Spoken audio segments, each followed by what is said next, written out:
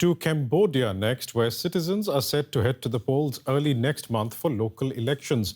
The polls are being seen as a litmus test for the state of democracy in a country where the main opposition is banned and the Prime Minister has held power for 37 years. Hun Sen is one of the longest-serving heads of state in the world. On his watch, the main opposition Cambodia National Rescue Party, or CNRP, was outlawed in 2017, just after local elections. He's governed essentially unopposed since then, while former opposition members have been targeted by the courts. And joining me now in the studio is Sam Rainsy. He's an exiled opposition leader and co-founder of the Cambodia National Rescue Party, or CNRP. Mr. Rainsy, welcome.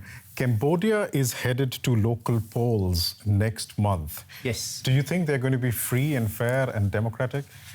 Unfortunately, no, because the standard of elections in Cambodia is very low. There is manipulation of all sorts, and finally, the will of the people is never respected in Cambodia. But there's also the question of the opposition. I mean, you co-founded one of the largest opposition parties that was banned in 2017. Does Cambodia have an opposition? Does the government have a challenge? There is a new opposition that has been re-established or re-emerging, and at least there is an alternative for the people. You're talking about the Candlelight Party. The Candlelight Party. What are its chances? Going back to what you just said, there is manipulation and the government kind of pulls out all the stops to ensure that it gets the results it wants. What are the chances of this Candlelight Party?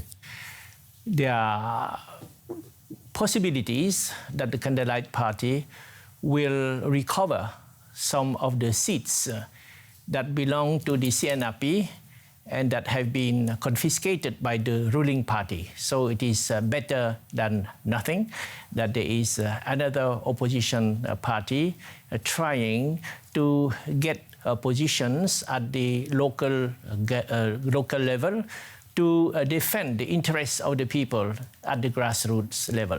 Do you think that democratic change in Cambodia will come from within, from parties like the Candlelight Party, or does it need to be forced onto Cambodia by the international community? It is a start. Of course, we need the support of the international community in terms of monitoring to ensure that coming elections in Cambodia are not too manipulated, that it will reflect at least a portion of the will of the people. Do you see the possibility that the Cambodian government would allow international observers to observe how this election plays out?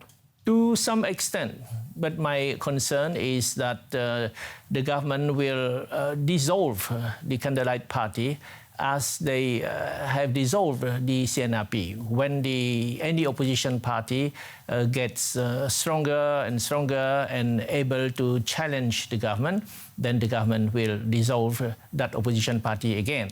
So the government is waiting and watching to see how the Candlelight Party performs in these elections? Yes, and they are seeking any pretext to stop the momentum of the Candlelight Party. Okay, let me just try and pivot. I'd like to pivot to another issue that Cambodia is involved with, the situation in Myanmar. And I bring this up because Cambodia is currently chair of the ASEAN grouping of nations. And in January earlier this year, Prime Minister Hun Sen of Cambodia became the first leader of a country to meet the junta chief, Min Aung Hlaing.